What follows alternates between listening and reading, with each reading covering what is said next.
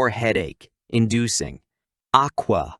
The goddess who was supposed to be a heavenly blessing but often felt Aqua was the perfect combination of angelic and annoying.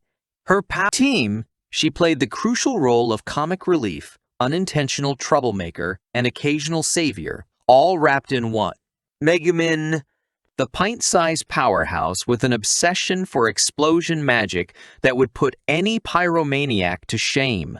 Wearing her witch's hat like a crown, Megumin's daily explosion ritual was non-negotiable, regardless of its impracticality or the fact that it left her as mobile as a log afterward. In combat, her one-shot wonder was the team's secret weapon, as long as nobody expected anything from her post-explosion. Darkness, La Latina. The noble crusader with a penchant for getting into harm's way, not for heroic reasons, but because she kinda liked it. Her battle prowess was as formidable as her bizarre desire to be a damsel in distress. Darkness's armor was as shiny as her masochistic tendencies were shadowy, providing the group with both a reliable defender and a source of never-ending awkward situations. Wiz, the lich-turned-shopkeeper who defied every stereotype about undead sorcerers. Gentle, kind, and a bit clumsy, Wiz was the team's go-to for magical items and awkward conversations about life as a lich. Her friendship with Kazuma was a mix of magical insights and how to run a retail business 101, proving that even in a fantasy world, retail is universal. Eris, Daris, the goddess of fortune, whose appearances in Kazuma's life were as fleeting as they were impactful. Eris brought a touch of grace and calm to the otherwise chaotic life Kazuma led. Her serene demeanor and occasional life-saving interventions were a reminder that not all deities were as high maintenance as Aqua. Together, these women turned Kazuma's adventure into a roller coaster of emotions, antics, and the odd life-threatening situation. They were the perfect blend of power, peculiarity, and personality, and leaving Kazuma wondering what strange twist his life would take next. In this fantastical world, they weren't just his companions. They were the source of his greatest trials, triumphs, and face-palm moments. The tale of Kazuma and Aqua was less like a legendary epic and more like a sitcom set in a fantasy world. Bizarre partnership, they found a strange rhythm. Aqua's ability to turn the most mundane task into a fiasco was matched only by Kazuma's growing talent for cleaning up her messes. Key moments in their shared story often teetered between disaster and hilarity. Take, for example, their encounter with a group of giant frogs. What should have been a straightforward battle turned into a slapstick routine with Aqua as the unwilling star, providing both a problem and a solution in her unique, chaotic way. Kazuma's role as the straight man to Aqua's clueless deity routine became a central part of their relationship. He was the voice of reason, most of the time, and she was the impulsive force of nature that kept things interesting, to say the least. Their bickering was the stuff of legend, a constant reminder that even in a world filled with magic, some things, like a goddess with the maturity of a child, never change. Analyzing their dynamic revealed a partnership that was as deep as it was dysfunctional. Aqua, for all her divine might, was often the source of their troubles, while Kazuma, the supposed ordinary human, frequently turned out to be the real hero, albeit a grumbling one. Together, they were an odd couple navigating the challenges of a fantastical world, proving that even in the most extraordinary of circumstances, the most human elements, like bickering over who's to blame for summoning an army of undead, endure. In the kaleidoscope of peculiar relationships that Kazuma formed in the fantasy world, his friendship with Wiz stood out like a sore thumb, a very magical and occasionally clumsy sore thumb. Wiz, a former leash who decided the undead life was overrated and opted for a more peaceful career in retail, was a bundle of contradictions that baffled and amused Kazuma in equal measure. Their first meeting was less epic battle against an undead sorcerer and more awkward introduction at a magic item clearance sale. Wiz, with her gentle aura and a habit of knocking things over with her sorcerer's sleeves, was as far from the terrifying leash stereotype as one could get. She was more likely to offer you a discount on a cursed ring than to unleash a horde of zombies.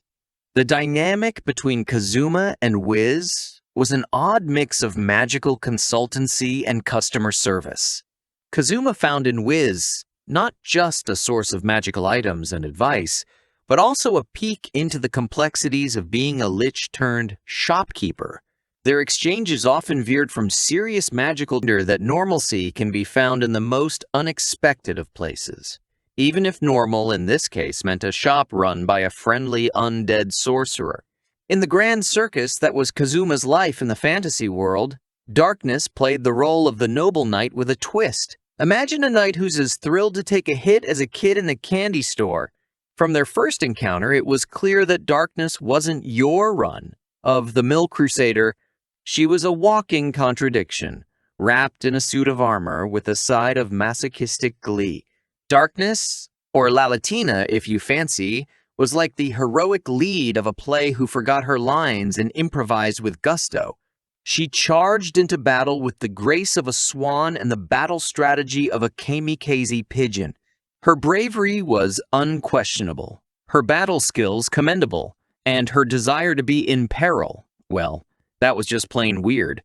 Kazuma quickly learned that having darkness in the party was like having a tank in the game, if the tank was overly enthusiastic about getting dents. Their dynamic was an amusing blend of Kazuma's pragmatism and Darkness's peculiar brand of chivalry.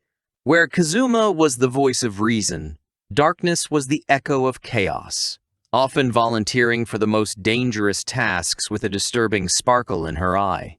Kazuma, ever the reluctant leader, found himself in the strange position of trying to keep Darkness out of trouble, which was akin to trying to stop a moth from diving into a flame.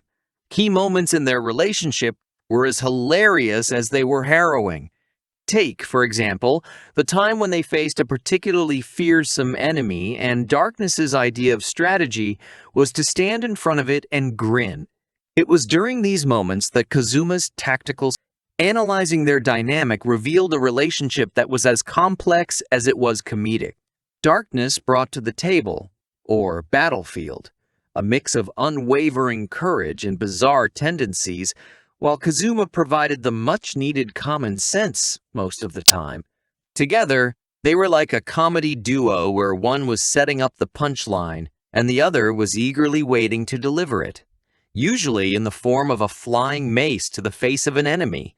In summary, the partnership between Kazuma and Darkness was a spectacle of bravery and absurdity. It was a constant tug-of-war between caution and thrill-seeking, with Kazuma trying to rein in Darkness's enthusiasm for peril. In this duo, Kazuma found not just a reliable defender in battles, but also a source of endless bewilderment and, oddly enough, inspiration in the face of the fantastical world they were navigating. In the grand, unpredictable adventure of Kazuma's life, Megumin burst onto the scene like a firework, loud, bright, and obsessed with explosions. This petite, cape-wearing, staff-wielding arch-wizard of the Crimson Demon Clan brought a level of pyrotechnics to the team that would put a rock concert's finale to shame. From their first explosive encounter, it was clear that Megumin was no ordinary magician. Her dedication to explosion magic was a mix of awe, inspiring, and facepalm-inducing. She had the magical equivalent of tunnel vision. If anything, it made her more determined to make that one spell count. Kazuma quickly learned that life with Megumin was a constant countdown to the next big bang. Their friendship developed amidst a series of booms and blasts. Kazuma, initially bemused by Megumin's single-minded pursuit of explosive glory, soon found himself drawn into her world of pyrotechnic passion. He became the reliable, if reluctant, assistant to her daily explosion practice, often wondering how his life had led to this point of being a sidekick to a mini-mage with a penchant for destruction. The impact of Megumin on Kazuma's life was both literal and metaphorical.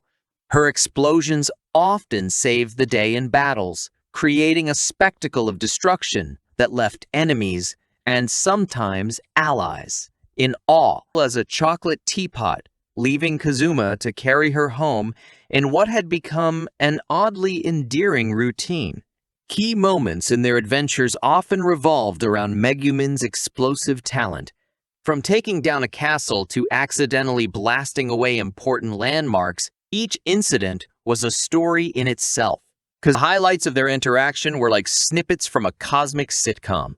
Whether it was Eris providing Kazuma with a crucial bit of luck during a battle or offering a comforting word after a particularly rough day, her influence was a gentle nudge rather than a thunderous intervention. She was the behind, the scenes goddess, whose occasional appearances brought a sense of relief, like finding a 20 in an old coat pocket. Analyzing their dynamic, it was clear that Eris played the role of the serene to Kazuma's storm. While not as overtly involved as Aqua, Eris's impact was no less significant. She provided a sense of balance, a reminder that not all gods were about theatrics and drama. For Kazuma, Eris was a beacon of hope in a world that often felt like it was playing a practical joke on him. In summary, Eris's relationship with Kazuma added a layer of divine subtlety to the chaotic tapestry of his life. She was the quiet, supportive figure in the background, occasionally stepping in to remind Kazuma and the audience that fortune, indeed, favored the bold, or at least those who had a goddess of fortune subtly watching over them. In a world where deities were as common as adventurers, Eris stood out by simply being a refreshingly low-key goddess in a high-key world. As the curtain fell on the first act of Kazuma's absurdly eventful life in the fantasy world, it was clear that this wasn't just a story of battles and magic, but more of a comedic soap opera with swords and sorcery. The journey had transformed from a simple quest of a boy and his games into a full-blown circus of characters, each bringing their unique flavor of madness to the mix.